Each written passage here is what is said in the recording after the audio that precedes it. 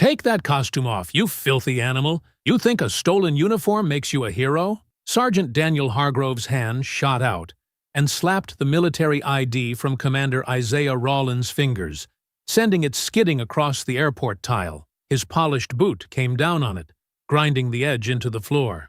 Fake medals, fake rank. You people will try anything to feel important.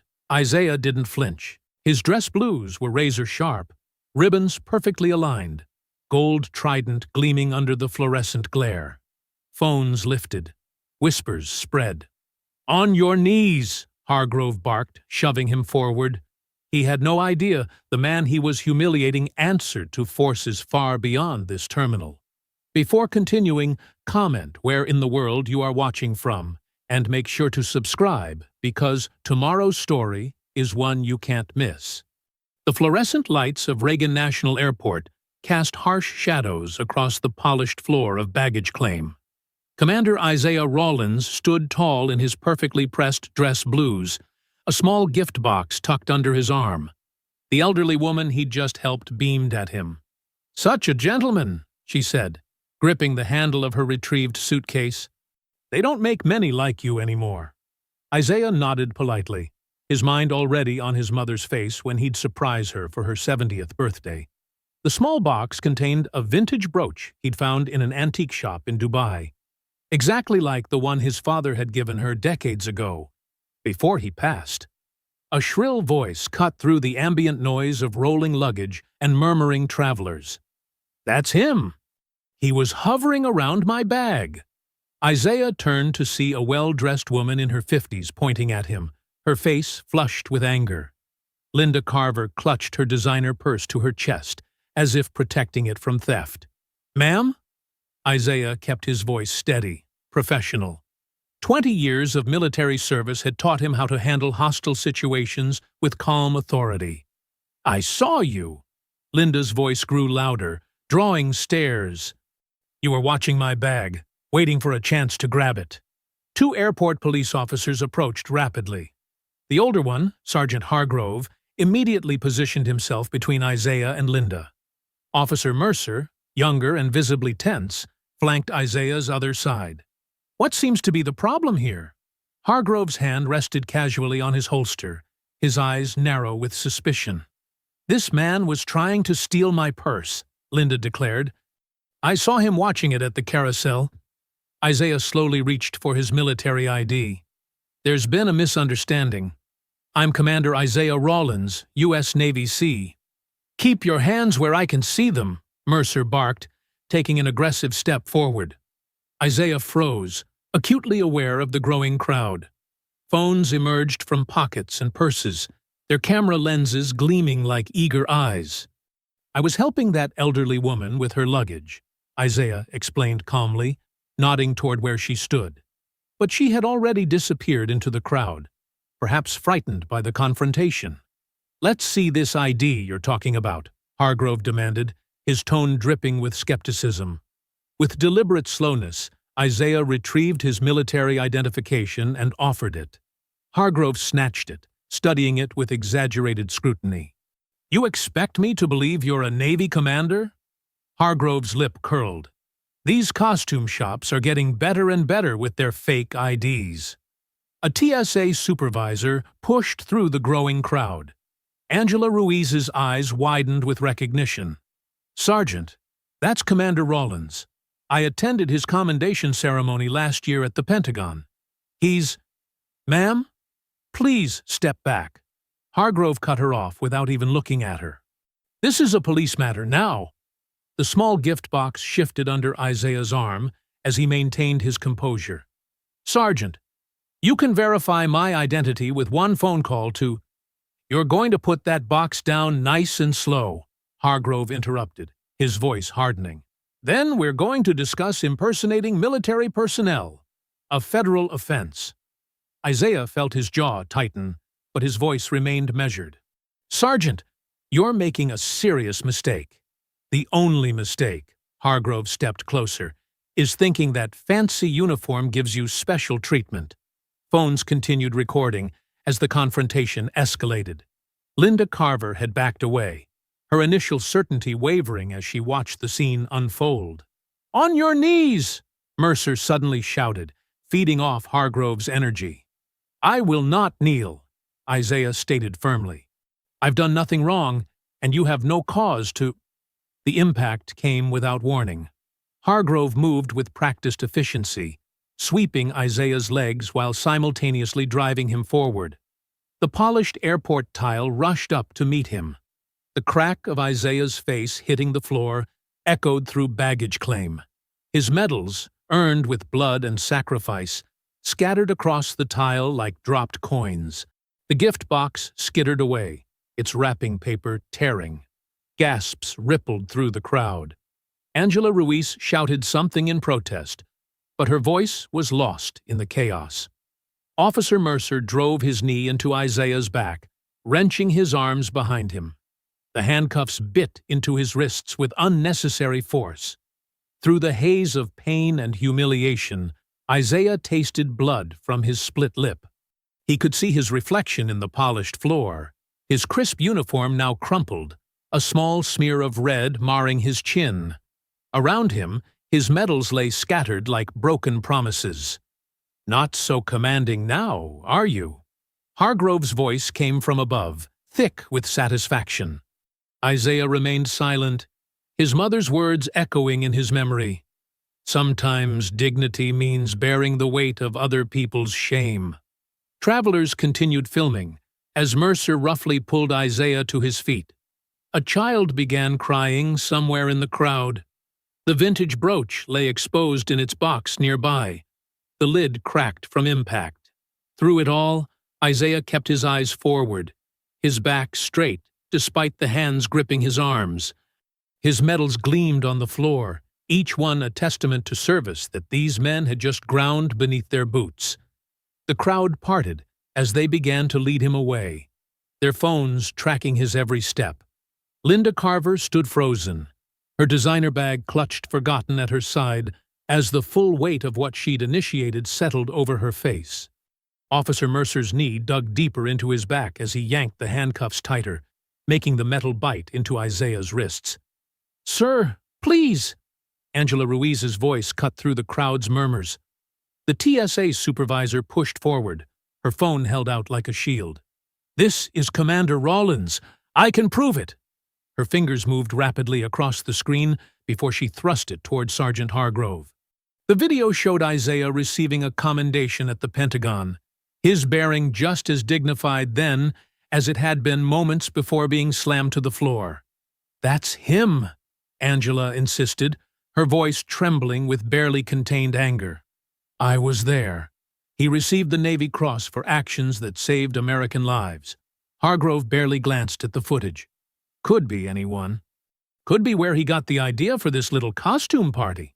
He turned to address the growing crowd of onlookers, their phones recording every second. "Folks, please stay back. We're dealing with a case of stolen valor here."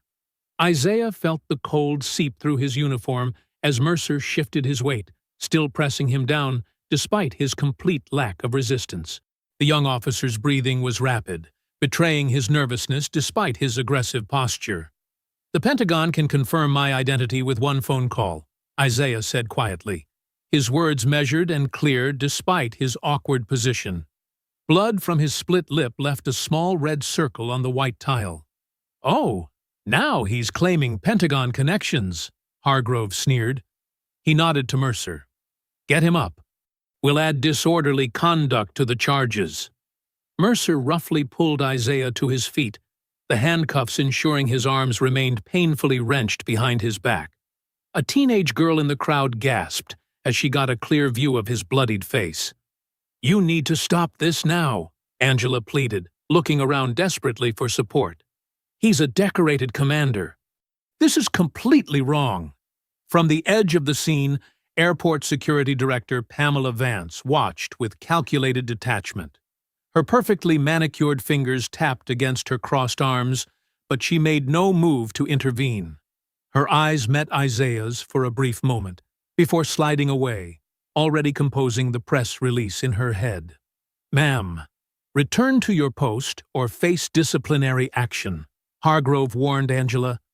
This man was causing a disturbance, harassing passengers, and is now resisting arrest, while impersonating military personnel.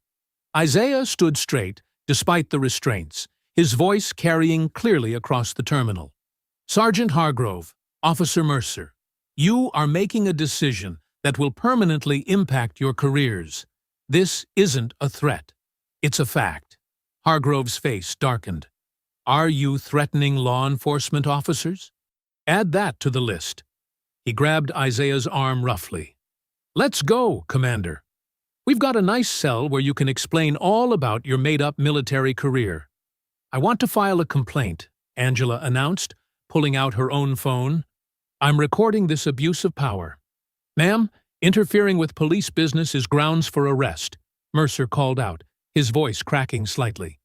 Dozens of phones tracked their movement as Hargrove and Mercer began marching Isaiah through the terminal.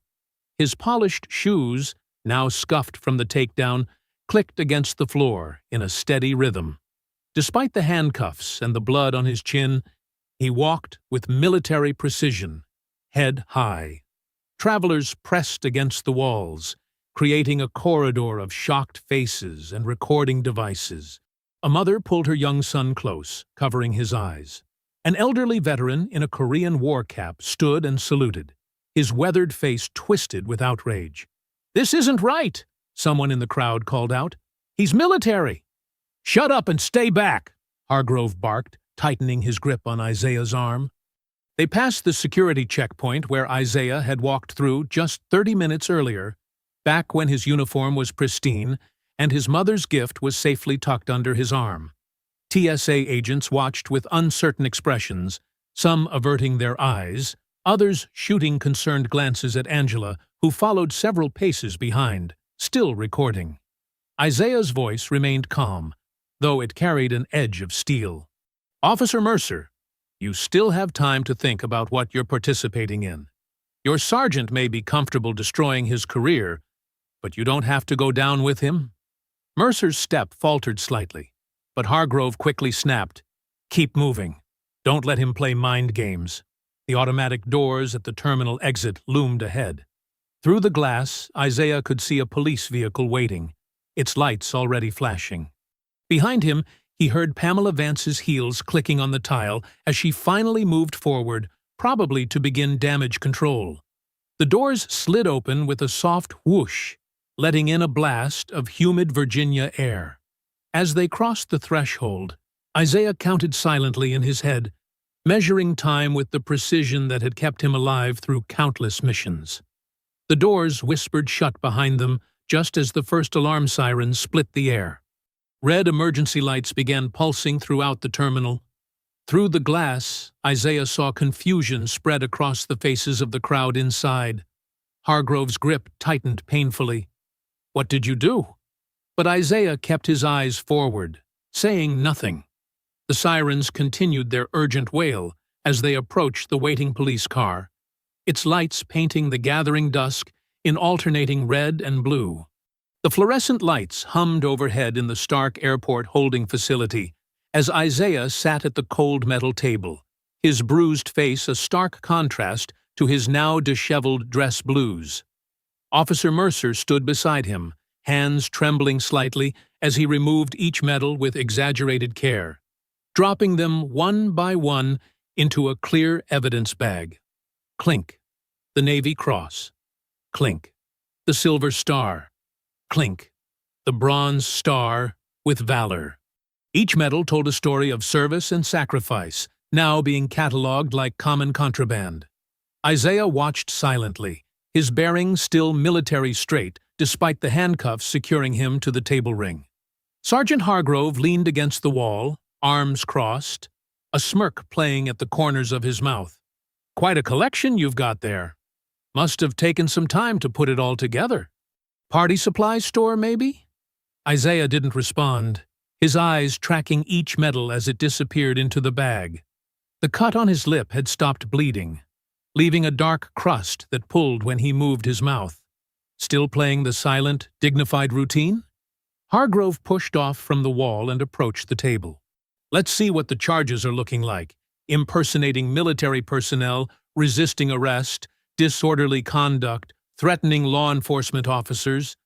He made a show of writing each one down. That designer bag you were eyeing? We'll add attempted theft, too. Mercer paused in his task, glancing uncertainly at his supervisor. Sir, the woman didn't actually see him. Write it up, officer.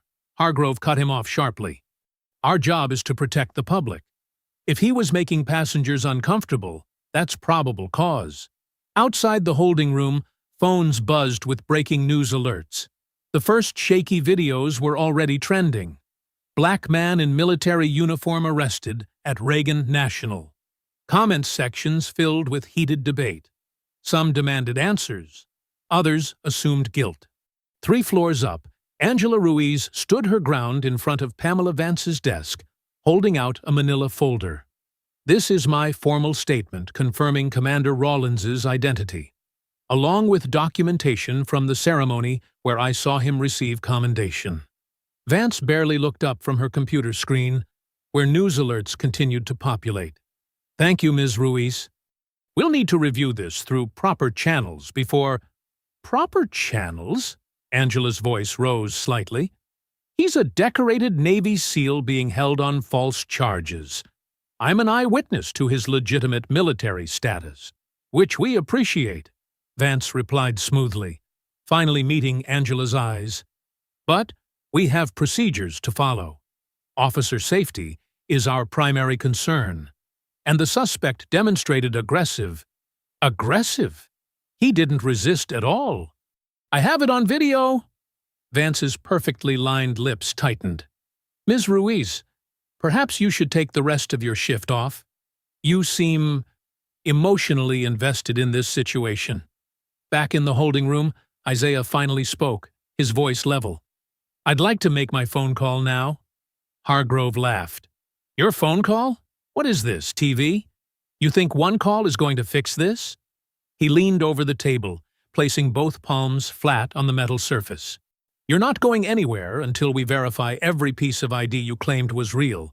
Could take days, weeks even. It's my right, Isaiah stated simply. One phone call. Mercer shifted uncomfortably, the evidence bag crinkling in his hands. Sarge, he's technically correct. Policy says, fine. Hargrove straightened up with an exaggerated sigh. Give the man his phone call. Let him waste it on whatever fake commanding officer he's cooked up. Mercer produced a landline phone from the wall, placing it on the table within Isaiah's reach. The handcuffs allowed just enough movement to dial. Isaiah's fingers moved with practiced precision, entering a number from memory. Each digit deliberate. Final. Hargrove and Mercer watched with mixed amusement and uncertainty as the call connected. Office of Naval Operations, a crisp voice answered. This is Commander Isaiah Rawlins, authorization code Sierra 749 Echo. Isaiah's voice carried the weight of absolute authority despite his circumstances. I need to speak with Admiral Morrison's office immediately. There was a pause on the line. Hargrove rolled his eyes, but something in the quality of the silence made Mercer take a small step back from the table. Authorization code confirmed, the voice returned, all traces of routine professionalism replaced with sharp attention. One moment, Commander. Another voice came on the line, deeper and bearing the unmistakable tone of command. Commander Rawlins, this is Captain Phillips. Report your situation. I've been detained at Reagan National Airport under false charges. My current location is airport holding. Time in custody approximately 90 minutes. Isaiah's report was precise, clinical. Sir, I was en route under classified directive Alpha 3. The silence that followed seemed to suck all the air from the room. Even Hargrove's smirk faltered slightly. Commander, Phillips's voice returned, measured but carrying an undercurrent of controlled fury. Were you on schedule for the designated transfer? Yes, sir, until my arrest. Were you in possession of the package at the time of detainment? Isaiah's eyes flicked briefly to the evidence bag containing his medals. Negative, sir. Status of the package is currently unknown. The line went dead without another word. The dial tone hummed in the sudden stillness. Mercer's face had gone pale, his fingers clutching the evidence bag too tightly. Even Hargrove's customary arrogance showed hairline cracks around the edges. Isaiah sat back in his chair, as much as the handcuffs would allow. His expression remained unchanged, but something in his posture suggested a man who knew exactly what came next. The security radio on Hargrove's belt crackled to life, breaking the tense silence that had followed Isaiah's phone call. Urgent voices overlapped each other in a cascade of confusion. Multiple federal vehicles approaching Gate C, requesting clearance. Security Checkpoint 3. Stand down. Priority access granted. All units, maintain positions. Repeat, maintain positions. Hargrove grabbed his radio, knuckles white against the black plastic. This is Sergeant Hargrove. What federal vehicles? Who authorized? Direct order from Airport Command. The radio cut him off. All security personnel, clear access routes immediately. Through the holding room's small window, red and blue lights began strobing across the walls. Mercer stood frozen, still clutching the evidence bag containing Isaiah's medals, his young face drained of color. Up in her office, Pamela Vance's phone rang. Her perfectly manicured nail hovered over the answer button for a fraction of a second before pressing down. This is Director Vance. This is Colonel James Mitchell, Pentagon Office of Special Operations. A clipped voice responded. We need immediate clarification regarding the detention of Commander Isaiah Rawlins. Vance's professional smile remained fixed, though no one was there to see it. Of course, Colonel. We're following standard procedure for… Director Vance. The voice hardened. Are you aware you're currently interfering with a classified military operation? The smile slipped. Our officers responded to a public complaint. The suspect was… Commander Rawlins is a decorated Navy SEAL conducting official business. We require his immediate release and full access to all evidence collected during his wrongful detention. In the holding area, Hargrove paced like a caged animal, barking into his phone. Listen, I don't care what department they're from.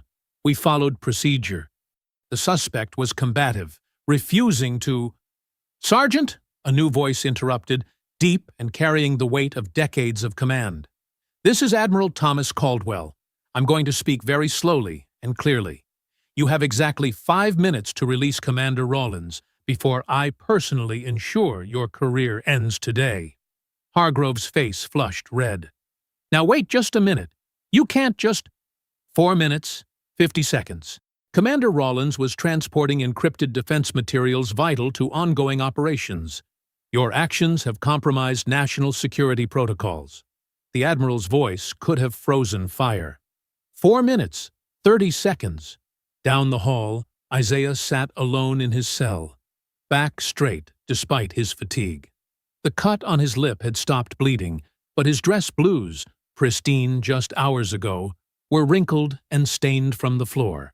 His mother's birthday gift, a small box wrapped in silver paper, sat on the processing desk outside, next to his confiscated belongings.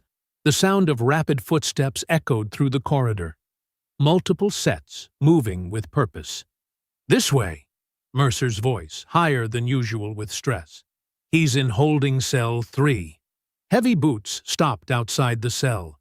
Keys rattled in the lock.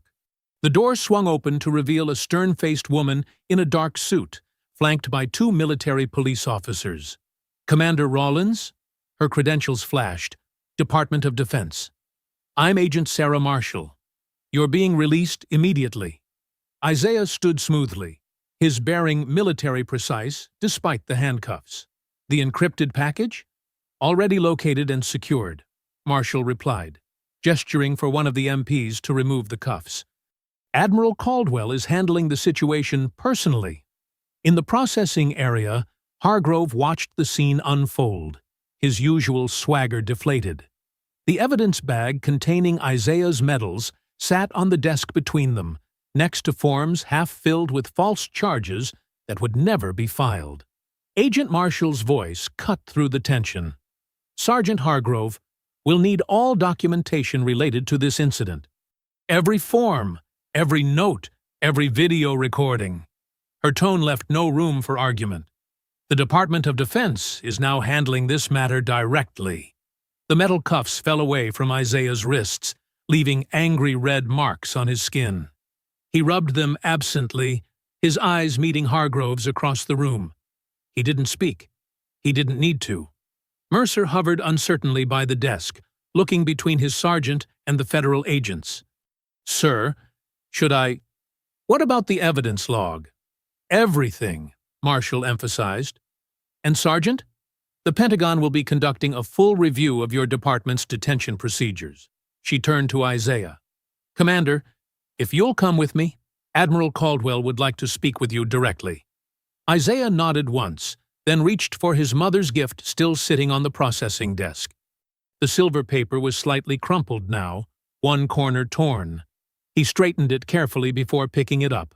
Through the window, more emergency lights painted the walls in alternating patterns.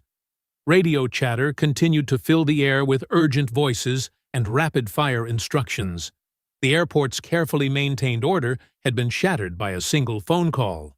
Hargrove stood rigid, watching as Isaiah was escorted out by the federal team. His carefully constructed narrative was crumbling around him, and for the first time since the incident began, real fear showed in his eyes. Just before they reached the door, Isaiah paused. He turned back, not to Hargrove, but to Officer Mercer. His voice was quiet, but carried clearly in the tense silence. "Remember what I said earlier," he stated simply. "About decisions that follow you." The young officer swallowed hard and nodded, unable to meet Isaiah's gaze. Agent Marshall guided Isaiah through the door, the MPs falling into step behind them. Their footsteps echoed down the corridor, growing fainter until only the persistent radio chatter remained. Hargrove slumped against the desk, his face ashen. The evidence bag crinkled under his hand. Medals that had been earned in service now gathered as proof of a crime that never existed.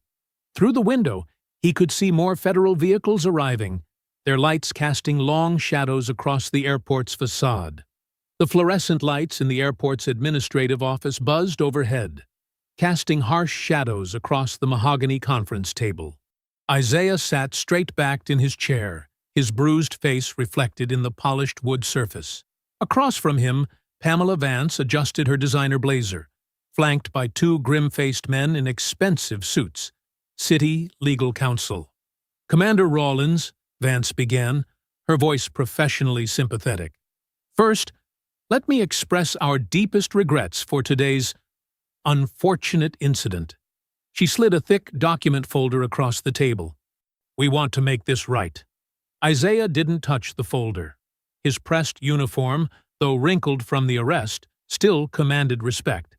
The cut on his lip had stopped bleeding, but the injury stood out starkly against his dark skin under the harsh lighting. "Make it right," he repeated quietly, letting the words hang in the air. One of the lawyers cleared his throat. "We're prepared to offer immediate compensation, along with a formal apology from the department." He tapped the folder. "The terms are quite generous." Colonel Phillips, the Pentagon representative who'd been standing silently by the window, stepped forward. "Commander, given the classified nature of your mission, discretion would be advantageous for all parties." Vance nodded eagerly. "Exactly. We need to consider airport stability. The impact on public trust, on our federal partnerships." She leaned forward, lowering her voice. "This doesn't have to become a larger incident." Isaiah's phone buzzed on the table. Another news alert. He turned it over, but not before catching the headline, "Black Navy SEAL arrested in uniform. Racial profiling alleged at Reagan National." "The video is already viral," Isaiah stated matter-of-factly. "People are asking questions." "Questions we can manage," Vance assured him. "With your cooperation, we can frame this as a simple misunderstanding. No lasting damage done." Isaiah's expression didn't change, but something hardened in his eyes. "No lasting damage," he repeated. "Like these bruises will fade. Like my mother watching her son in handcuffs on the evening news." "Commander," Colonel Phillips interjected, The Pentagon's primary concern is protecting operational security. A public spectacle could compromise. With respect, Colonel, Isaiah cut in, his voice steady but firm. Operational security was compromised the moment Sergeant Hargrove decided to abuse his authority. He gestured to his face. This isn't about classified missions anymore. This is about accountability. Down in the airport police office, Sergeant Hargrove sat at his desk, staring at his computer screen. Social media exploded with video clips of the arrest. His jaw clenched as he read comment after comment condemning the department's actions. "They don't understand," he muttered, closing the browser. "We followed procedure." He was resistant. Even to his own ears, the words sounded hollow. Officer Mercer knocked tentatively on his door. "Sergeant, Internal Affairs is requesting the body cam footage." "It malfunctioned," Hargrove snapped. "Technical error. Make sure that's in the report." Back in the administrative office, Vance was growing visibly frustrated behind her professional veneer. "Commander Rawlins, surely we can find a reasonable solution here. The airport is willing to—" "Ms. Vance," Isaiah interrupted softly. "Do you know what Navy SEALs are trained to do when interrogated?" He didn't wait for her response.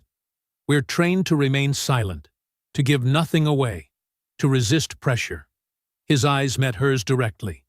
"But we're also trained to recognize when silence protects the wrong people." The lawyers exchanged glances. Colonel Phillips shifted uncomfortably. "Your officer profiled me, assaulted me, accused me of stealing valor while wearing the uniform I've served in for 20 years. Isaiah's voice remained calm, but carried an edge of steel. "And now you want me to help you bury it." "We're trying to protect," Vance began. "The airport's reputation? Federal funding? Or Sergeant Hargrove's badge?" Isaiah stood slowly. "I won't be silent. Not this time. Not for any amount of money." Outside the administrative offices, reporters had begun gathering. News vans lined the terminal drop-off zone, their satellite dishes raised against the night sky. The story was spreading faster than the airport's PR team could contain it. Vance made one final attempt. "Commander, please, consider the broader implications. The damage to department morale, to public trust. Public trust was damaged the moment your officer slammed a uniformed serviceman to the ground," Isaiah replied. "I'm not here to help you hide that." He gathered his cover from the table, straightening it carefully. His mother's gift, the silver paper now creased and torn, sat beside it. 24 hours ago, he'd planned to surprise her. Now she'd seen him arrested on national television. "The Pentagon strongly advises discretion," Colonel Phillips reminded him stiffly. Isaiah nodded respectfully to the colonel. "Note my discretion regarding classified materials, sir. The rest?" He shook his head. "That's not classified. That's just wrong." Camera flashes began strobing through the office windows as Isaiah moved toward the door.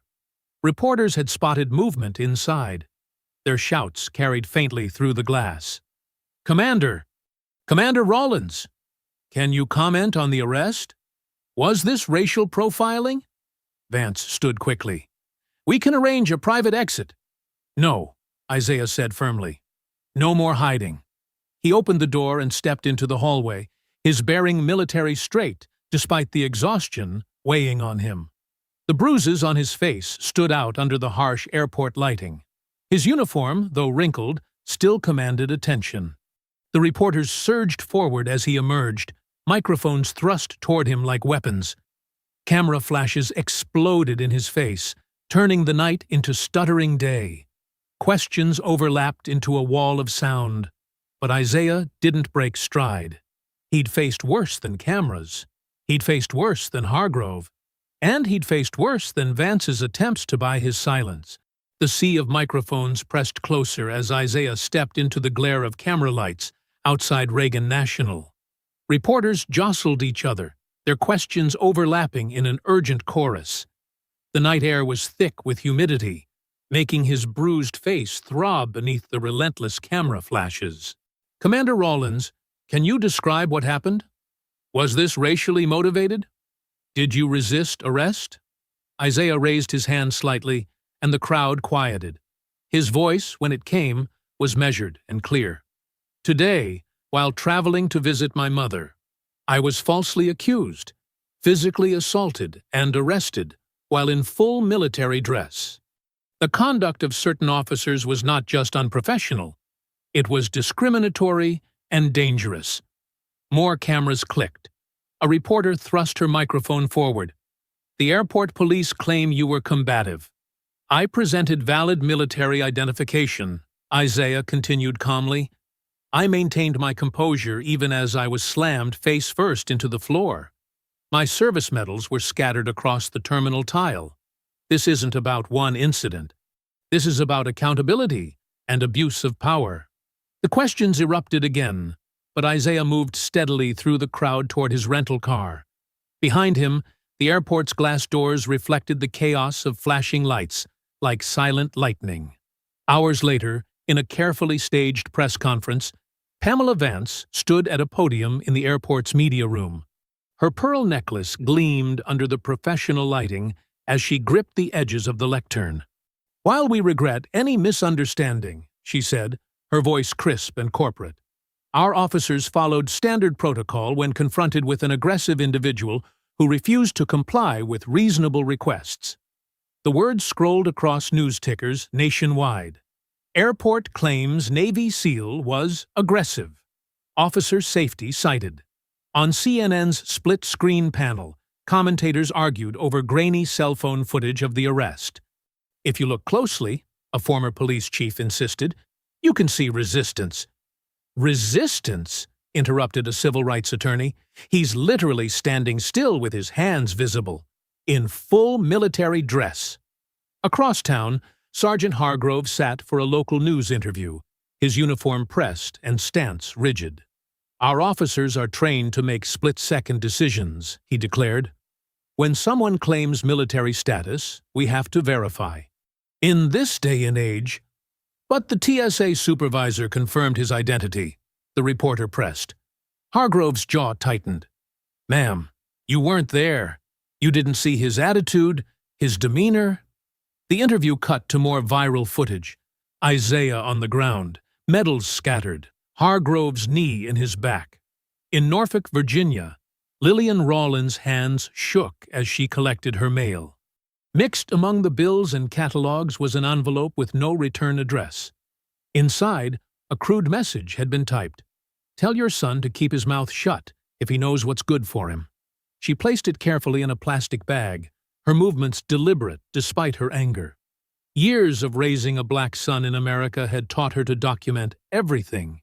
The previous letter, "You people don't belong in uniform," was already sealed away as evidence. Her phone rang. Isaiah's name lit up the screen. "Baby, I saw the news," she said before he could speak. "You did right.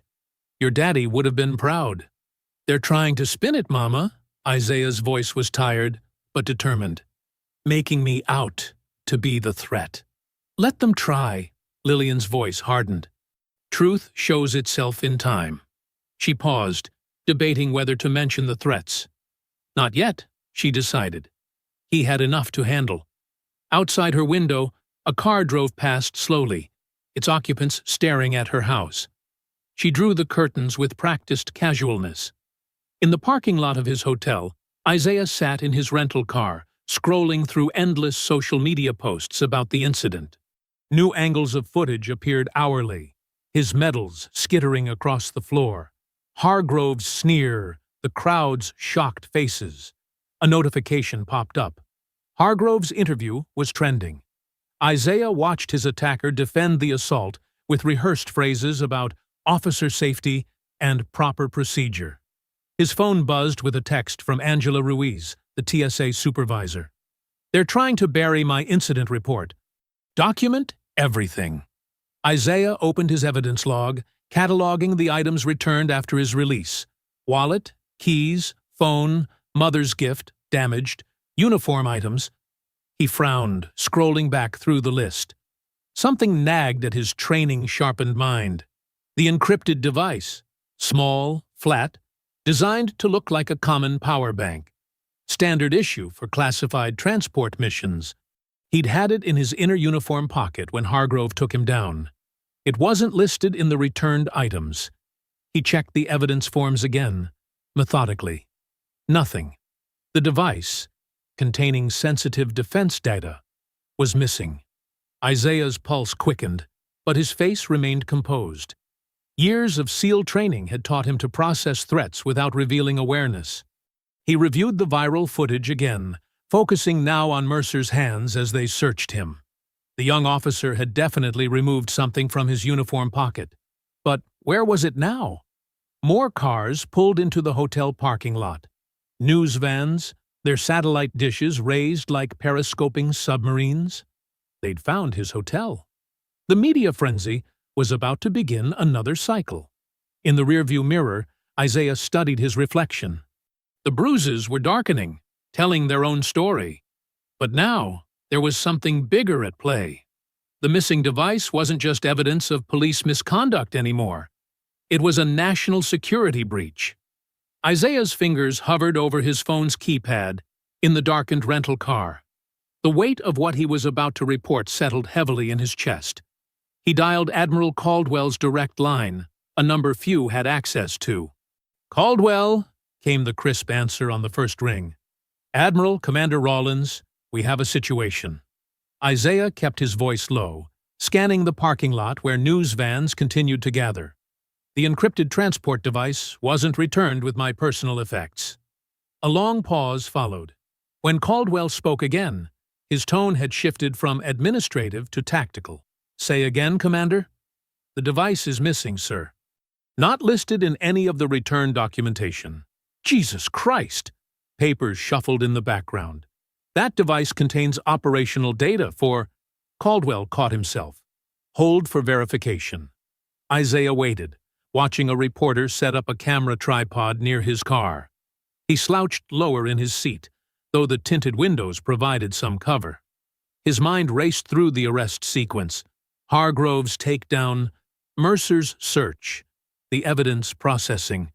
Caldwell's voice returned, tight with controlled urgency. Device was logged into airport police evidence at 1847 hours. Signing Officer K. Mercer. "Mercer?" Isaiah repeated, remembering the young officer's nervous energy during the search. "He conducted the initial pat-down. I'm activating federal retrieval protocols now. This elevates everything." More typing sounds. "Our cyber team confirms no unauthorized access attempts on the encrypted channels, but that doesn't mean—" "Permission to investigate locally, sir," Isaiah interrupted, his SEAL training already mapping out approach vectors. "I can be back at the station in 15 minutes. "Negative, Commander. Pentagon oversight is en route. Stand down and maintain—" "Sir." Isaiah's voice remained respectful, but firm. "By the time oversight arrives, that device could be anywhere. You know my capabilities. Let me do what I'm trained for." Another pause. Isaiah could almost hear the Admiral weighing operational security against time sensitivity. "You have 1 hour," Caldwell finally said.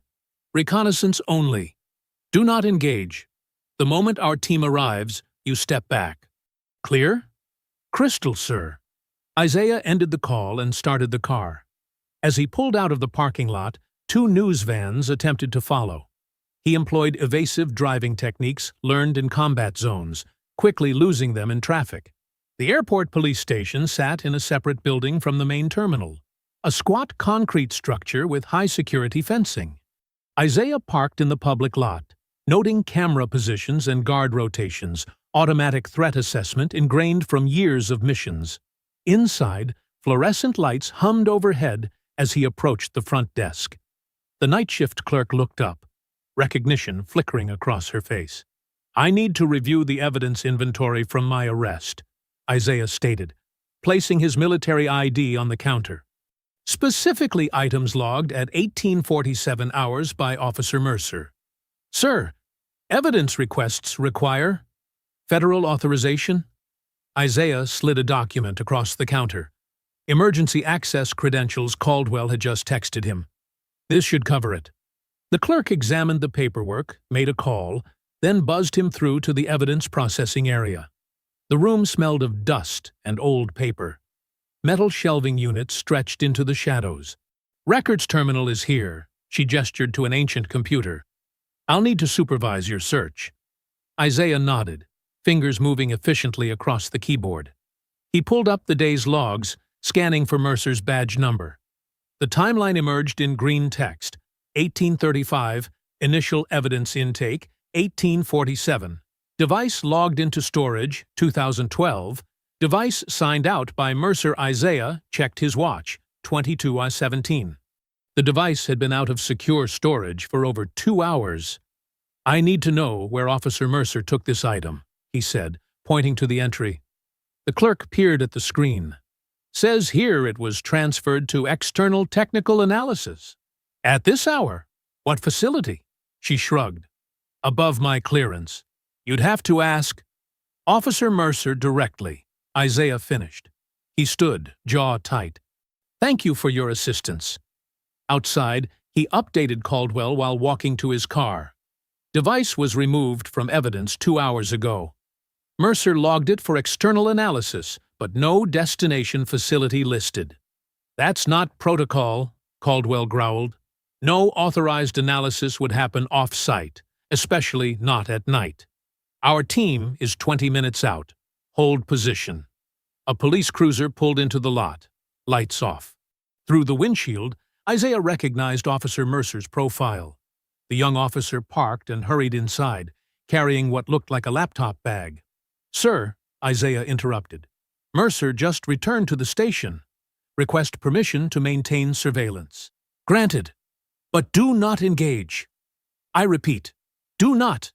Isaiah ended the call, sliding deeper into the shadows near the building's side entrance.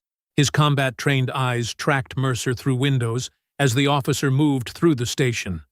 Something about his body language set off warning bells: the furtive glances, the too casual pace. Through the evidence room window, Isaiah watched Mercer approach the clerk's desk. Their conversation was brief. The clerk checked something on her computer, then shook her head. Mercer's shoulders tensed. He turned quickly and left through a different door, still carrying the laptop bag. Isaiah's phone vibrated. A message from Caldwell. "Federal team 5 minutes out. Hold position." But Isaiah's instinct screamed that in 5 minutes, whatever was happening would be too late to stop. He watched Mercer's retreating figure, remembering the young officer's face during the arrest. The flicker of doubt before following Hargrove's orders. The evidence clerk's voice drifted through the window as she made a call. "Yeah, Officer Mercer just tried to backdate a transfer log. Said he needed to add a destination facility." She paused, listening. "No, I told him the system doesn't work that way. He left kind of weird." Isaiah's muscles coiled with practiced readiness. The missing device was vital to active military operations. If it had been compromised. He touched his phone, considering one last check with Caldwell. But sometimes in the field, hesitation meant mission failure. He moved silently through the shadows, following Mercer's path while maintaining his distance. The fluorescent lights buzzed overhead in the empty hallway as Officer Mercer emerged from the office. His head was down, focused on the laptop bag clutched against his chest. When he looked up and saw Isaiah standing there, he stumbled backward, face draining of color. "Commander," Mercer whispered, eyes darting to the nearest exit. Isaiah remained motionless, his presence filling the narrow corridor. He didn't speak, letting the silence build pressure. It was an interrogation technique he'd learned years ago. Sometimes the best way to get someone talking was to say nothing at all. Mercer's hand trembled as he adjusted his grip on the bag. I was just—" "The encrypted device," Isaiah said quietly, his voice carrying the weight of authority without raising its volume. "Where is it?" Sweat beaded on Mercer's forehead. He glanced over his shoulder, then back at Isaiah. The young officer's chest rose and fell rapidly with shallow breaths. "I can't." Mercer swallowed hard. "Sergeant Hargrove said—" "Hargrove isn't here," Isaiah interrupted. "It's just you and me. And right now, You're holding classified military hardware that was removed from evidence without authorization. He took one step forward. That's a federal offense. Mercer's shoulders slumped. He told me to take it, he said, voice barely above a whisper. Said we needed insurance, leverage, in case you tried to make trouble about the arrest. Isaiah studied the younger man's face, reading the conflict there. Walk with me, he said, gesturing toward an empty break room nearby. Mercer hesitated, then followed. Inside, Isaiah closed the door and pulled out a chair. Sit. The officer sank into the seat, placing the laptop bag on the table between them. His hand shook as he unzipped it, revealing the encrypted device nestled among papers.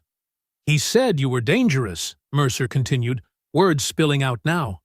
That you'd try to destroy our careers over a simple misunderstanding.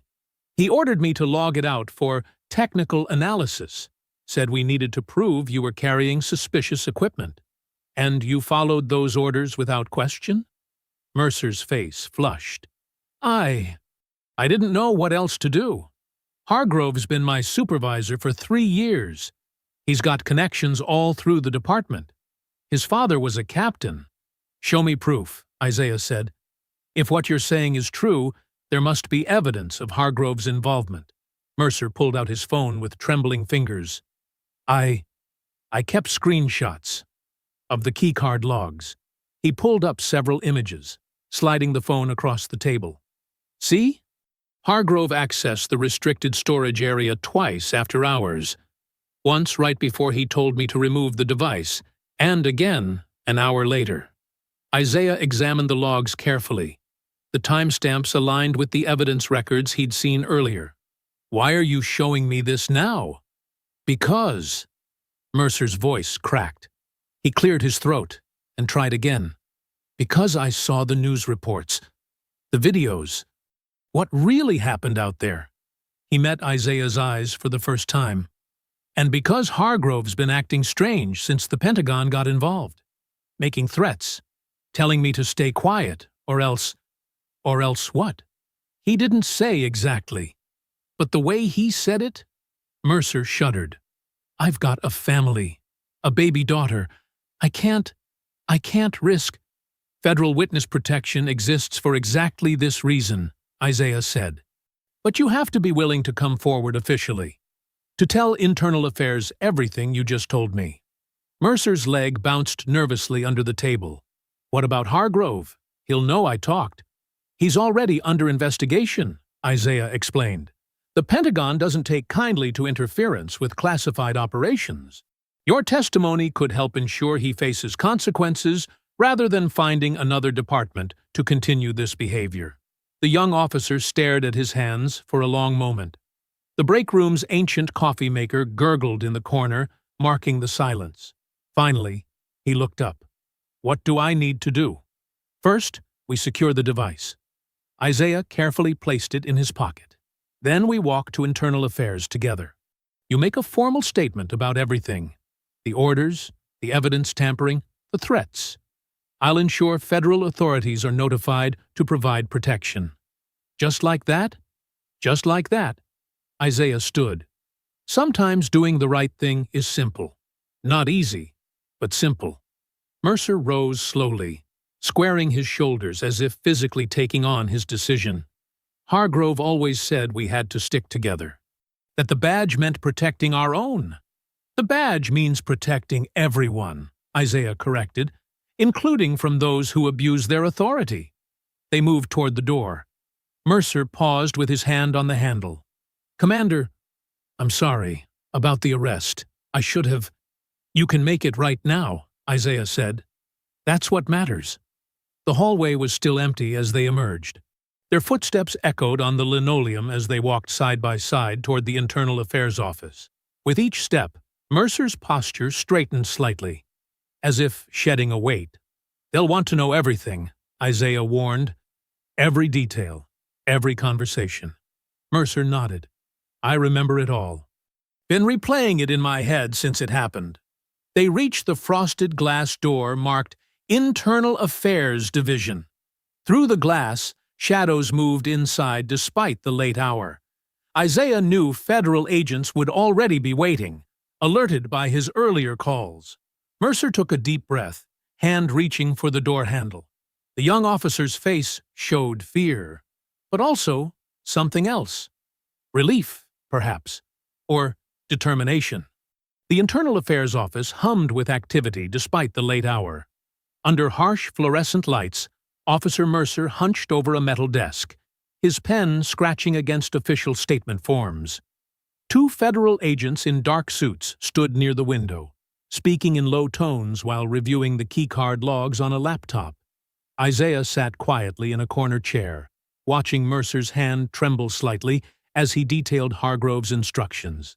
The young officer paused occasionally, closing his eyes to recall specific conversations, then continued writing with renewed purpose. "Take your time," said Agent Sarah, the lead investigator. She placed a fresh bottle of water near Mercer's elbow. "We need everything documented exactly as you remember it." Mercer nodded, flipping to another page. "He was specific about the timing," he said, voice hoarse. "Told me to wait until shift change when fewer people would be around. Said it had to look routine." Isaiah noticed Mercer's uniform collar was dark with sweat despite the room's chill. The officer had been writing for nearly an hour, filling page after page with detailed accounts of Hargrove's actions over the past 24 hours. Agent Morrison's phone buzzed. She stepped into the hallway to answer it, returning moments later with a slight smile. "Pentagon officials have authorized a formal reopening of the investigation," she announced. "Based on Officer Mercer's testimony and the keycard evidence, we have enough to proceed with full federal involvement." The second agent, Thompson, looked up from his laptop. "News outlets are already picking up chatter about a potential whistleblower. Social media's lighting up again." Isaiah's own phone vibrated. Admiral Caldwell had texted, "Temporary reinstatement approved pending investigation outcome. Well done, Commander." Mercer finished another page, flexing his cramped fingers. "There's something else," he said quietly, "about Director Vance's involvement." Agent Morrison pulled up a chair. "Go on." She knew about the profiling, had meetings with Hargrove about targeting certain types of passengers. Mercer couldn't meet Isaiah's eyes. There were weekly briefings. She called them enhanced screening guidelines, but everyone knew what she meant. Morrison's pen moved rapidly across her notepad. "Can you provide specific dates? Times?" "They're in my calendar app. I was required to attend as shift supervisor." Mercer pulled out his phone, scrolling through entries. "Here, every Tuesday at 0900 hours. Special Security Protocol Review," they called it.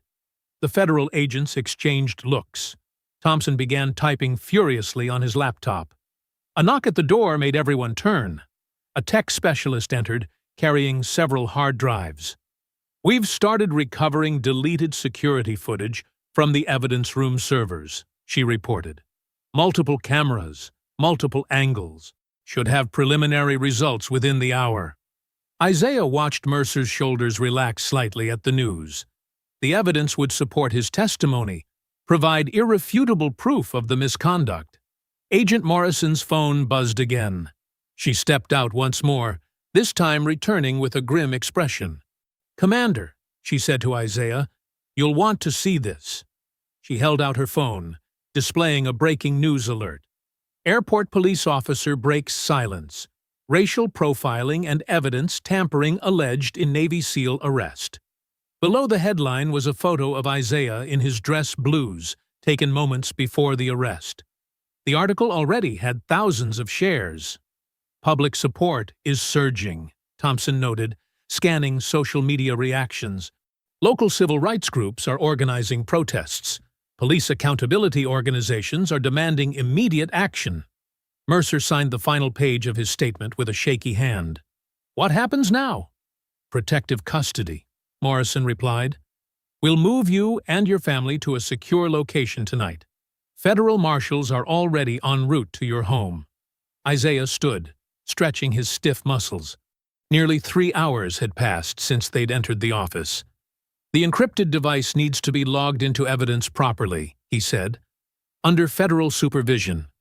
Morrison nodded to Thompson, who produced an evidence bag and documentation forms. They carefully sealed and labeled the device, recording every detail of its recovery. The tech specialist returned, her expression troubled. "We have a problem," she announced.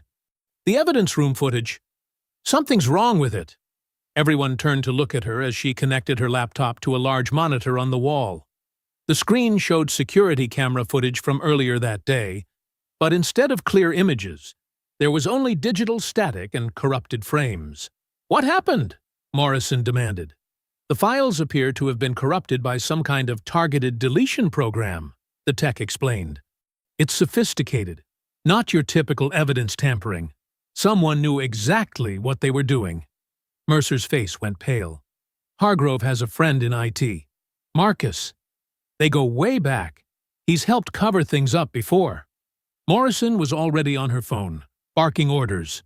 "I want that IT employee detained for questioning immediately. Get cyber forensics down here now. And somebody find me Sergeant Hargrove." The tech continued working, but her frown deepened. "It's not just one camera. All the evidence room footage from the past 24 hours is corrupted. Even the backup servers are affected." Isaiah watched the static dance across the screen, remembering similar tactics he'd encountered during counterintelligence operations. This wasn't amateur hour. This was professional-grade obstruction. "How long until you can recover it?" Thompson asked. The tech shook her head slowly. "That's just it. This level of corruption, I'm not sure we can. The data appears to be completely destroyed." Morrison slammed her hand on the desk, making Mercer jump. "Get every available resource on this. I want that footage recovered." But Isaiah could see from the tech's expression that the damage was done. Hours of crucial video evidence, showing exactly who accessed the evidence room and when, had been systematically erased. The clock on the wall ticked past midnight as they stared at the screen full of static, the weight of this setback settling over the room like a heavy blanket.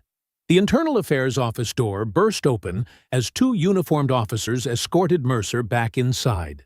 His face was ashen, eyes darting nervously between Isaiah and the federal agents. Something had changed in the 20 minutes since he'd left for a brief break. Agent Morrison straightened in her chair. "Officer Mercer? Is everything all right?" Mercer's hands trembled as he clutched a new document. I need to amend my statement." Thompson frowned. "What do you mean, amend? We just spent 3 hours taking your detailed testimony." "That testimony was given under duress," Mercer said, his voice quavering. "Commander Rawlins threatened me. Said he'd make sure I'd never work in law enforcement again if I didn't help him frame Sergeant Hargrove."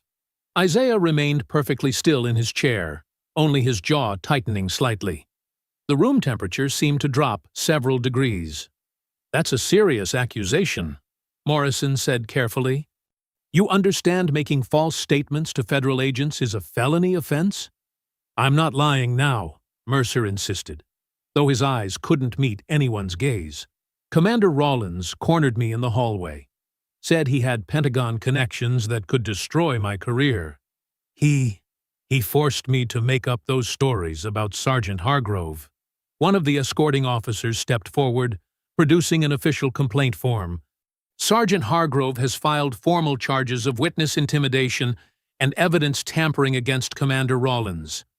Isaiah finally spoke, his voice low and controlled. "Officer Mercer, look at me."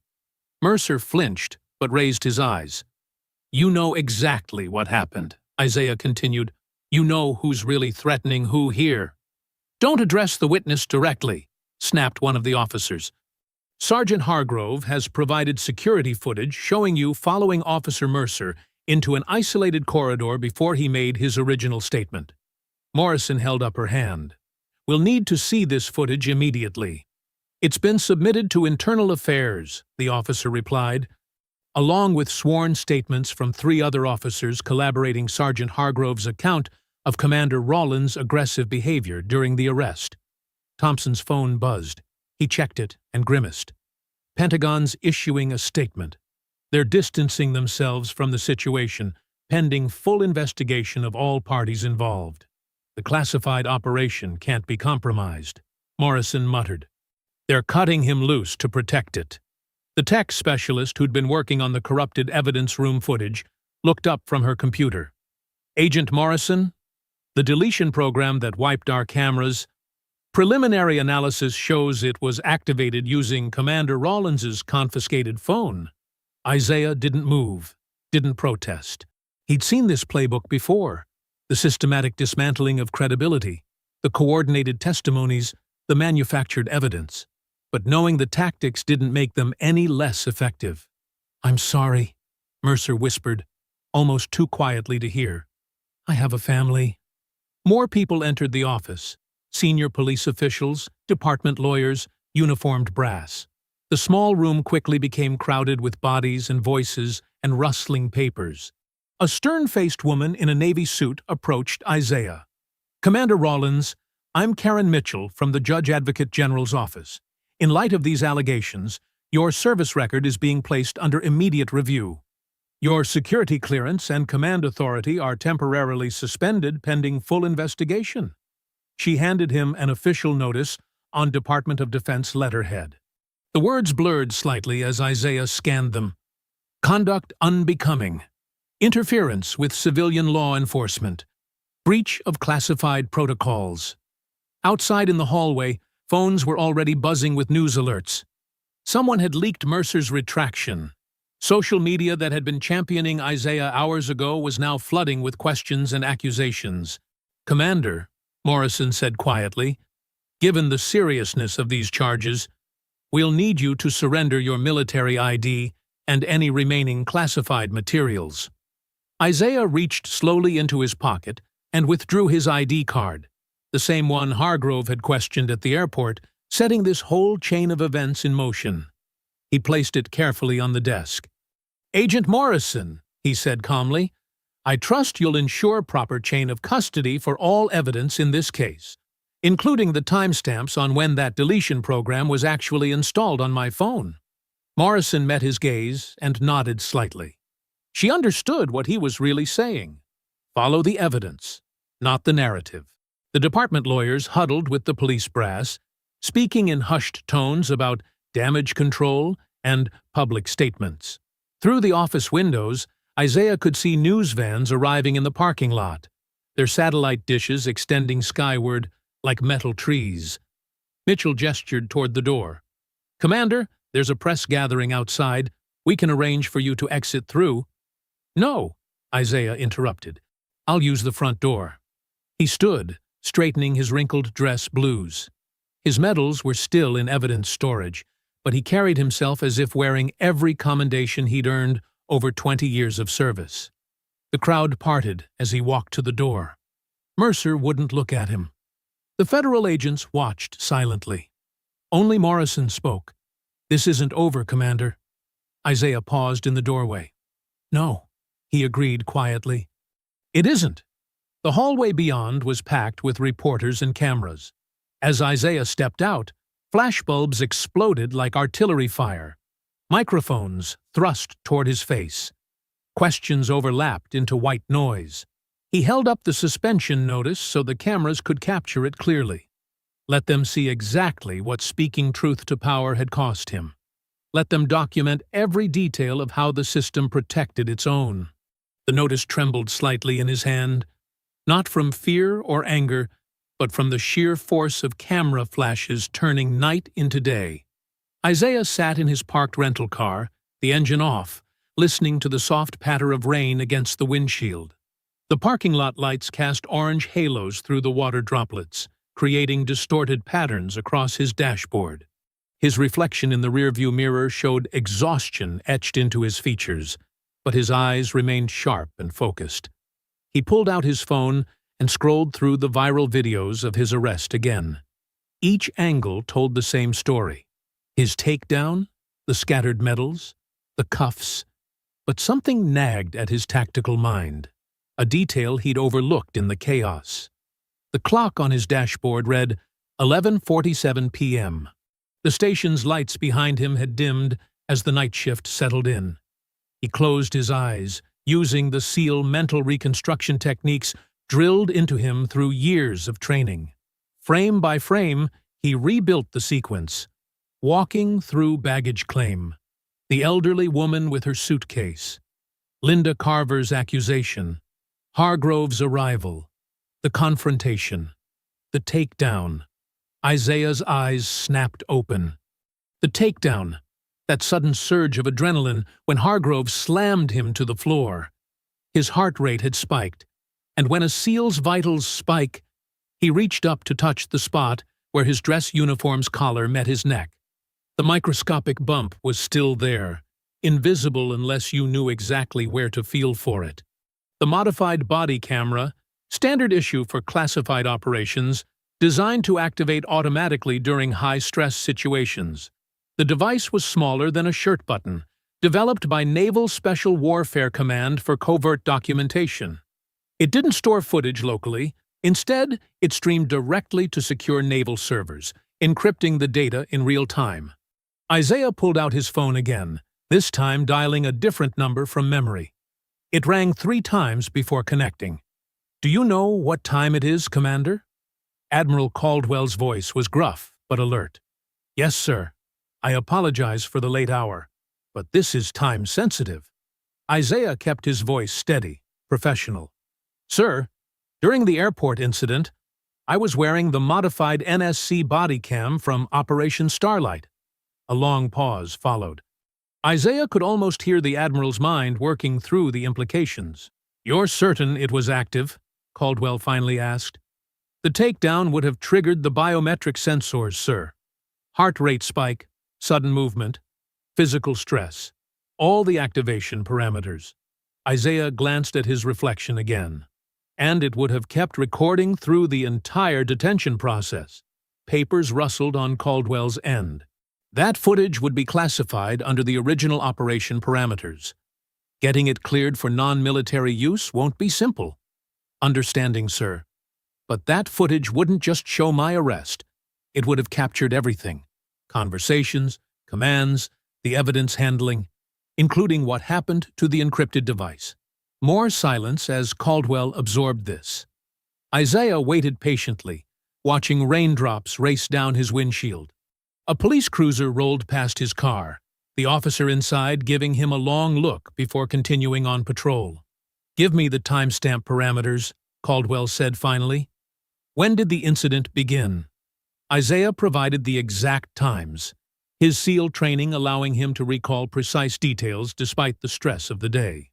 Initial contact at approximately 16:42 hours. Detention processing concluded at 22:15 hours. The sound of typing came through the phone. "Accessing the secure server now. This will take a moment." Isaiah drummed his fingers lightly on the steering wheel, the only outward sign of tension. If the footage hadn't uploaded properly, if the camera had malfunctioned, if the server had failed to archive— "Found it," Caldwell said. "Multiple data packets uploaded during that time frame, all properly encrypted. Video and audio feeds intact." Isaiah released a breath he hadn't realized he was holding. "Can you confirm the content, sir?" More typing.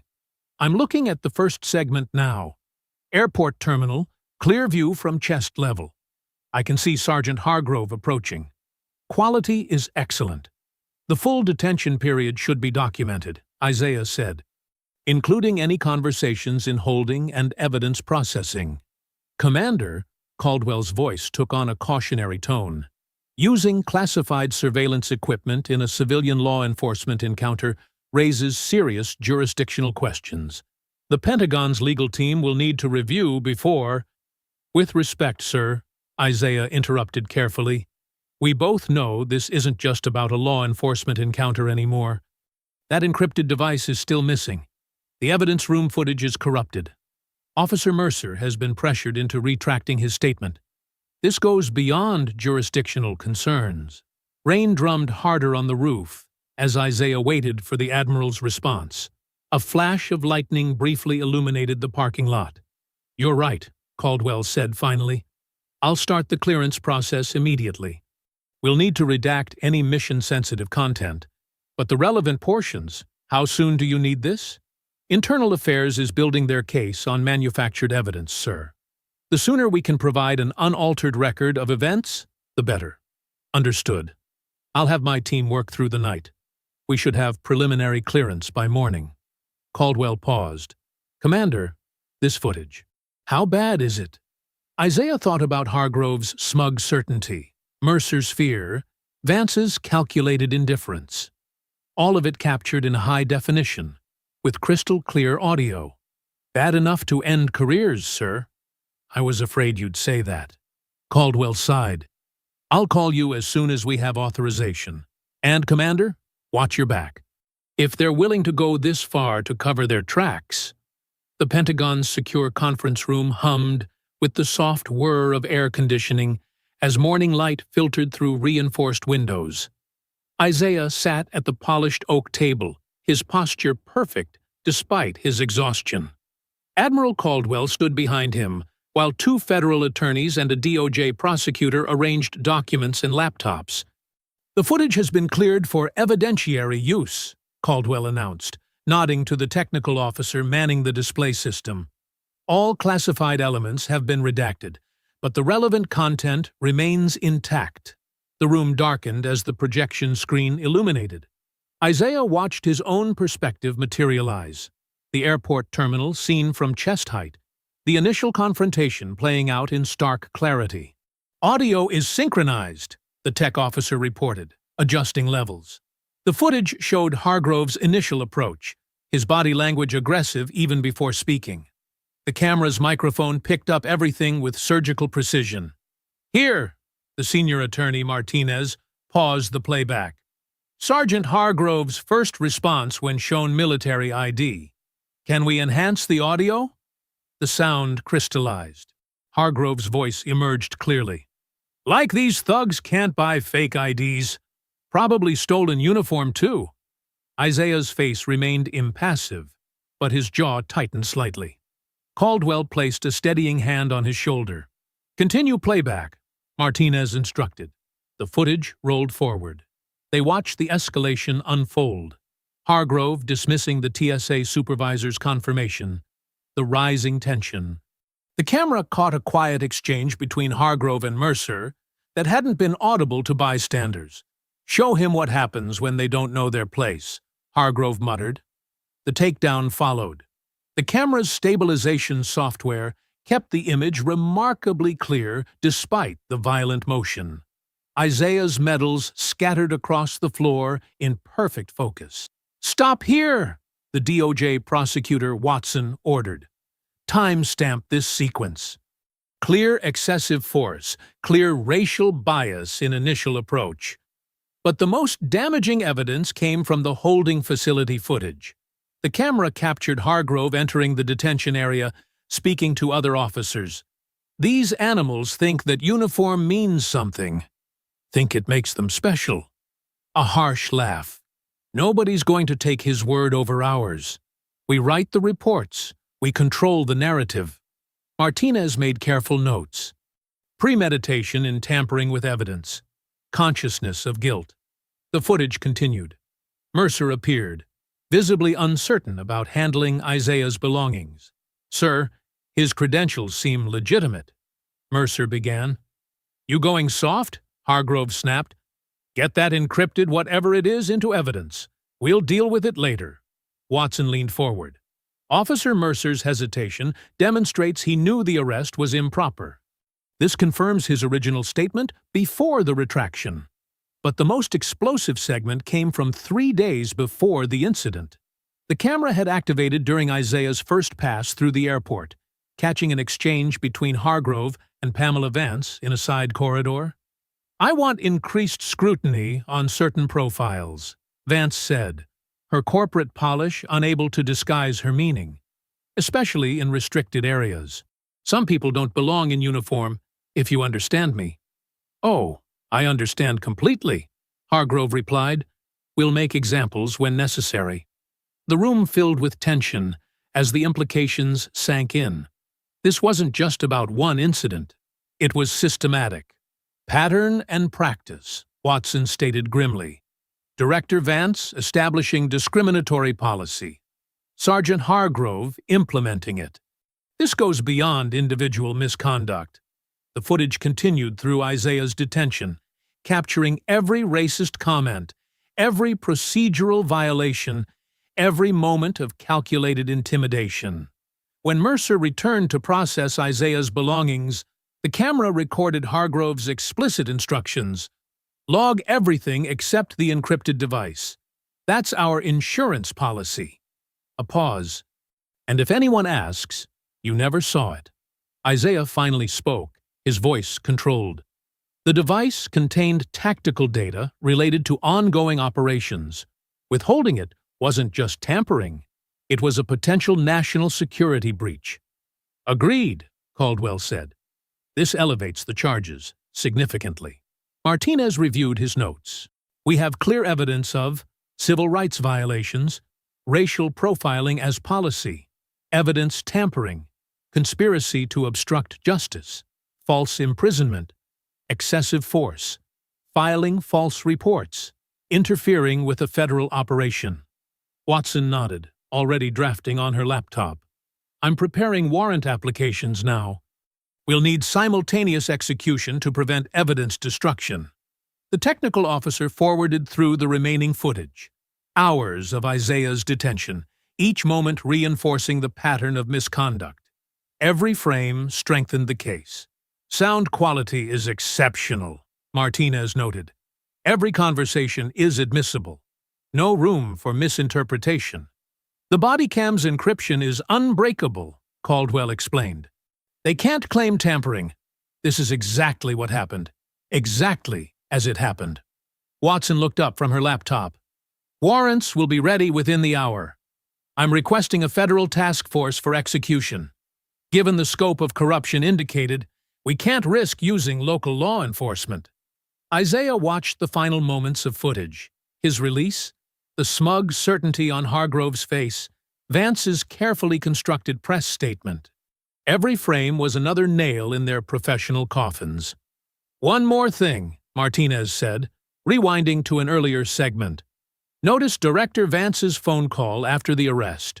She mentions maintaining narrative control like we discussed last month. This suggests a broader conspiracy. Expand the warrant scope, Watson agreed. We'll need their communication records, meeting minutes, policy documents, everything. The lights came up gradually. Morning sun now streamed fully through the windows, reflecting off the polished table.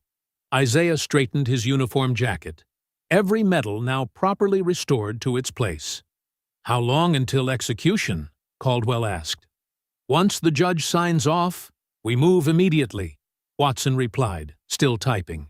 No warnings, no courtesy calls to the department. Clean sweep.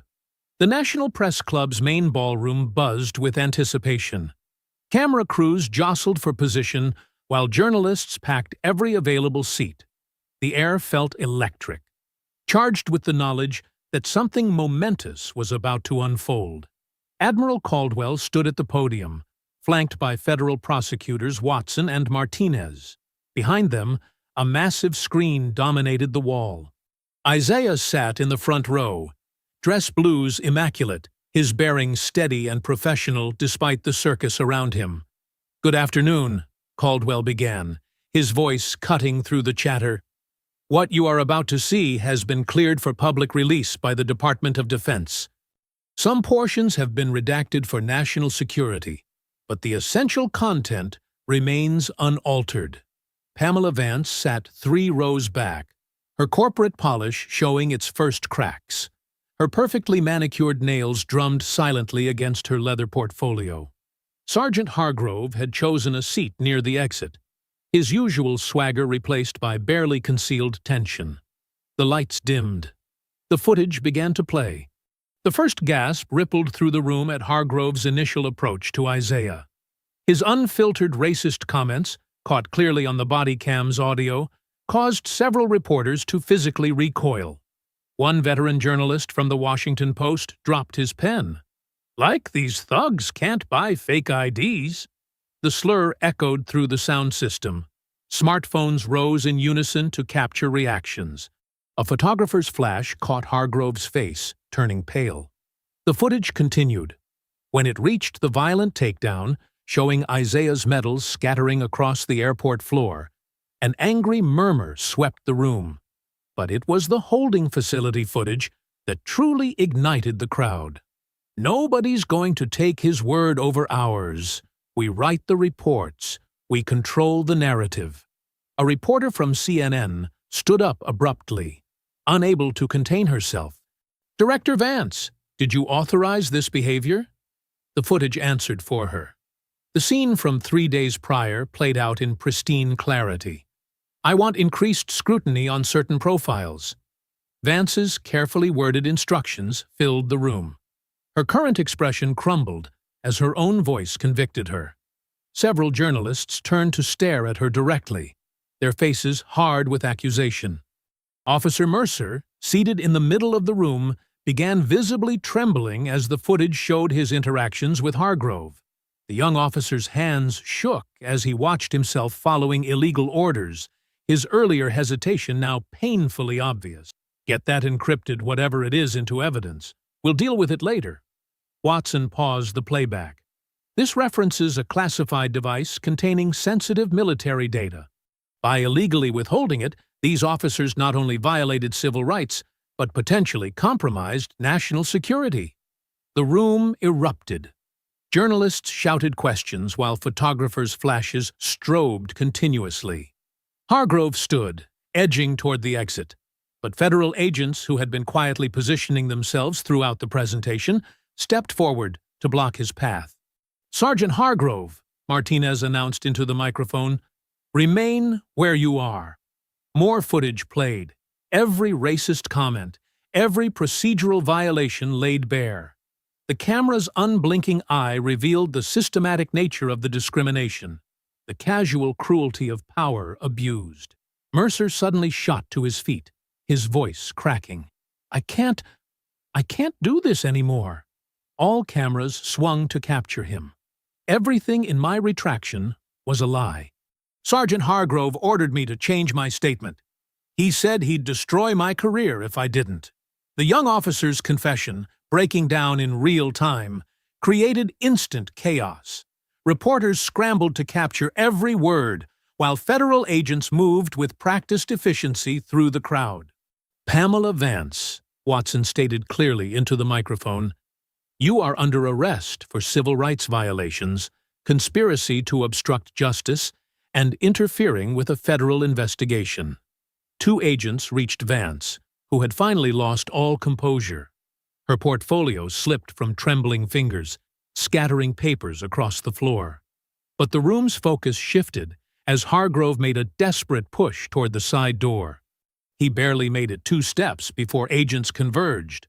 The former sergeant fought briefly, his face contorted with rage and fear. "Get your hands off me!" he snarled, then froze as handcuffs clicked into place. Cameras crowded close, capturing every second. The man who had so confidently abused his authority now stood restrained, his badge and gun already removed by efficient federal hands. Isaiah remained seated, watching silently as justice unfolded. He made no move to gloat or celebrate. His vindication came not from their humiliation, but from the truth finally emerging into the light. More footage played behind the unfolding arrests. Every damning moment served as backdrop to Hargrove being led toward the exit in handcuffs. His face, once set in smug authority, now showed the dawning realization that his career wasn't just over. He was facing serious federal charges. "Daniel Hargrove," Watson continued, her voice carrying clearly over the chaos, "you are under arrest for civil rights violations, evidence tampering, false imprisonment, excessive force, filing false reports, and interfering with a classified federal operation." A reporter thrust a microphone toward Hargrove. "Sergeant, do you have any response to the footage?" Hargrove's face twisted. He tried to lunge at the reporter, but the agents held him firmly. The cameras caught every second of his loss of control, his mask of authority finally crumbling completely. "Get these cameras out of my face," he shouted, struggling against the handcuffs. Please continue recording, Martinez instructed the press. The public has a right to see this. The agents began moving Hargrove toward the exit. Each step was captured by dozens of cameras, his resistance only making the footage more damning. His shouts echoed off the ballroom's walls, his authority evaporating with each failed attempt to maintain control. The handcuffs gleamed under the camera lights as Hargrove was led past the podium. He locked eyes briefly with Isaiah, and for the first time, true fear showed on the former sergeant's face. Camera crews swarmed the courthouse steps as federal prosecutors emerged into the bright afternoon sunlight. The air hummed with anticipation as reporters jostled for position, microphones extended like reaching hands. Behind them, a wall of photographers captured every moment, their rapid-fire clicks creating a constant undertone. U.S. Attorney Sharon Martinez approached the hastily assembled podium, her expression grave but satisfied. Beside her, FBI Special Agent Thompson stood ramrod straight, his badge catching the sun. The crowd fell silent as Martinez adjusted the microphone. Today, we are announcing multiple federal indictments following a comprehensive investigation into civil rights violations at Reagan National Airport, Martinez began, her voice clear and unwavering. Former Sergeant Daniel Hargrove faces charges of civil rights violations under color of law, evidence tampering, filing false reports, and interfering with a classified federal operation. Cameras flashed as she held up the official indictment papers. Additionally, former Airport Security Director Pamela Vance has been indicted on charges of conspiracy, obstruction of justice, and implementing discriminatory security protocols. From his position at the edge of the crowd, Isaiah watched the proceedings with quiet intensity. Admiral Caldwell stood beside him, both men in full-dress uniform. The medals on Isaiah's chest had been meticulously restored to their proper positions, each one representing years of dedicated service. The Department of Justice takes these violations extremely seriously, Martinez continued. When law enforcement officers abuse their authority and violate the civil rights of those they're sworn to protect, they undermine the very foundation of public trust. A reporter from the Washington Post raised her hand. What about Officer Mercer?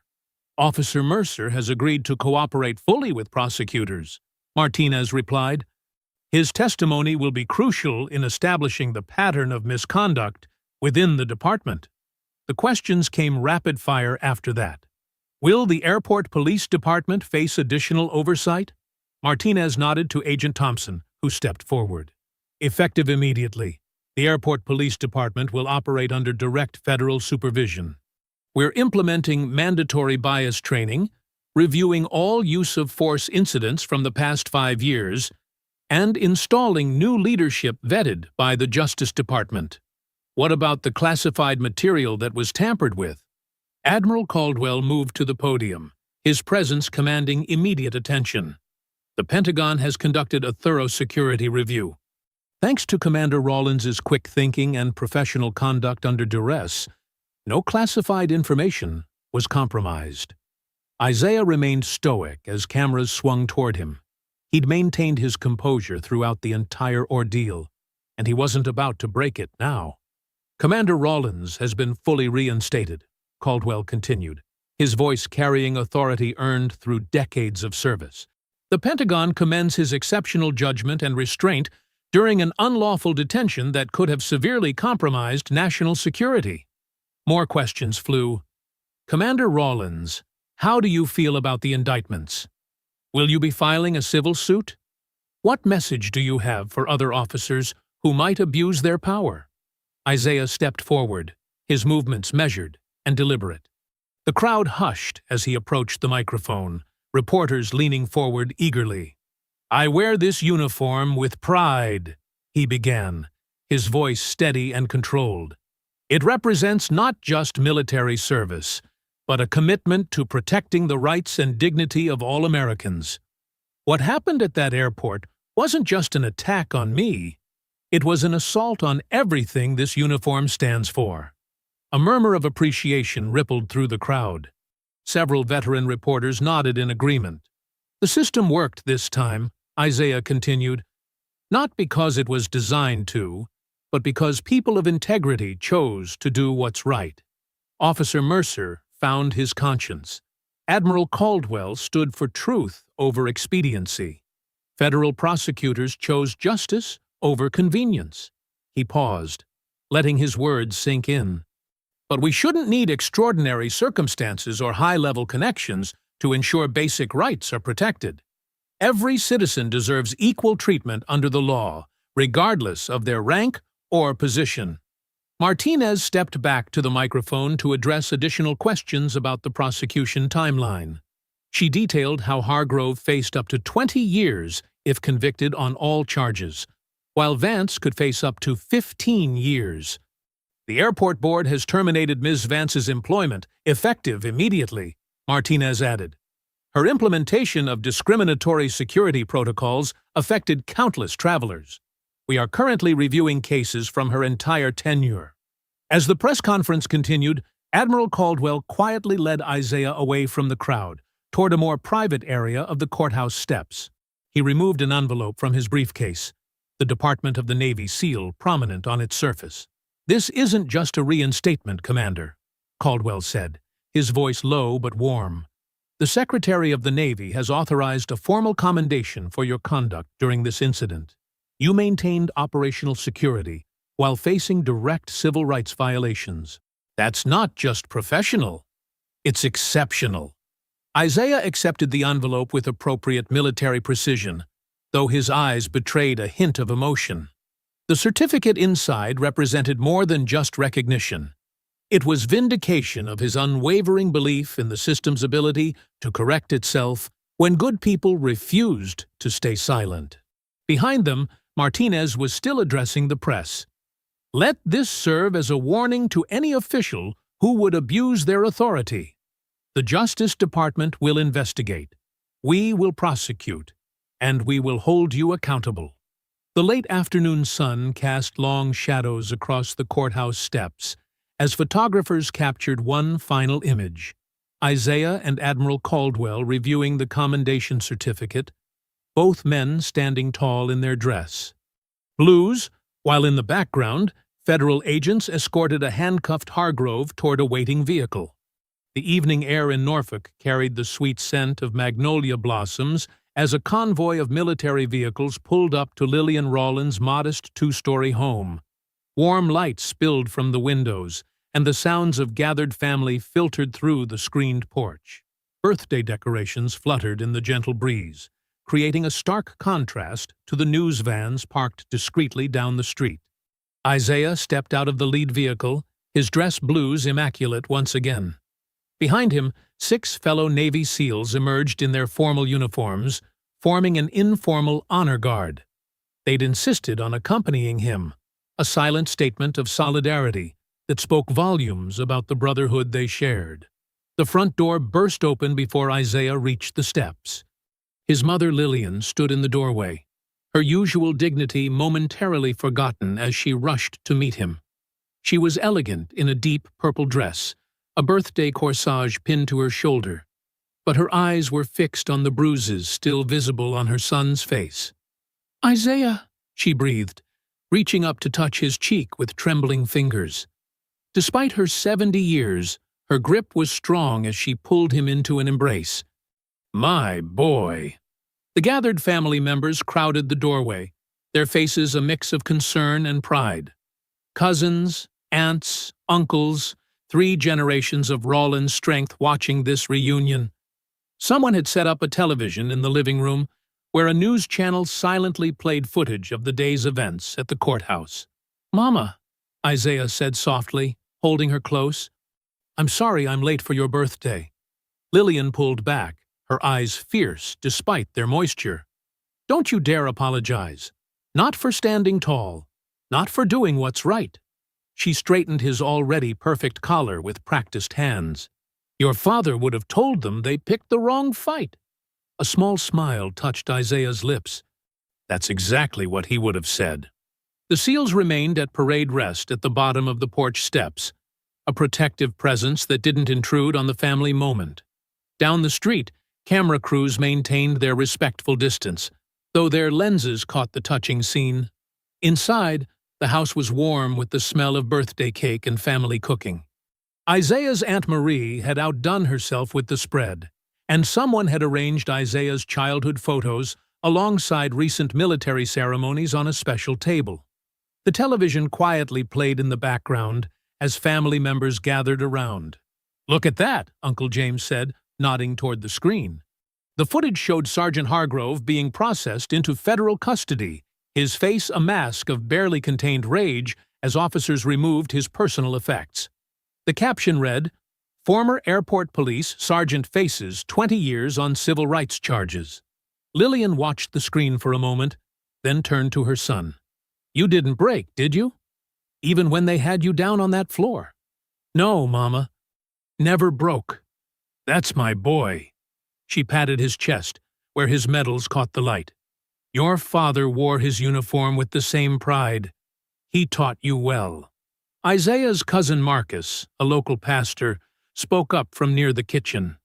"The whole congregation's been praying. When we saw that first video," he shook his head. "But you showed them what dignity looks like." Through the window, camera flashes occasionally lit up the evening as photographers captured the family gathering. The story was still hot.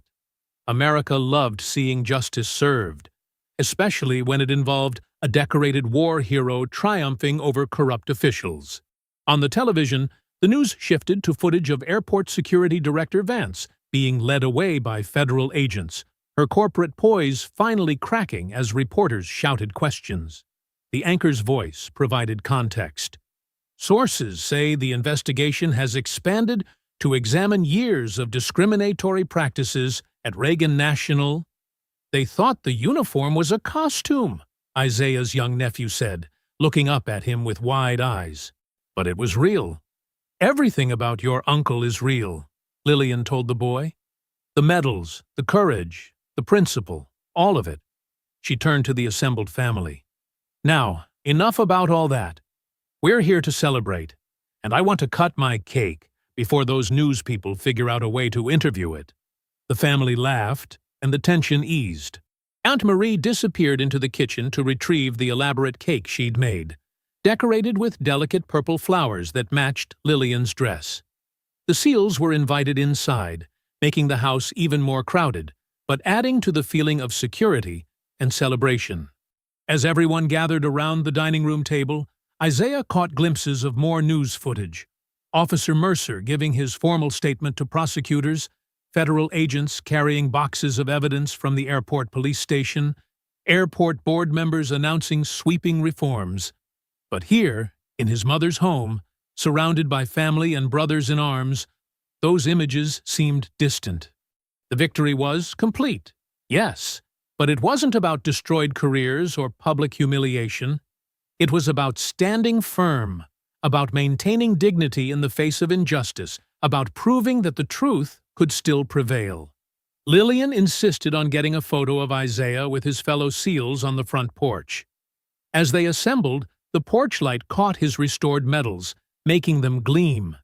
Down the street, cameras captured the moment, not just of a vindicated commander, but of a family celebrating one of their own, who had refused to bend.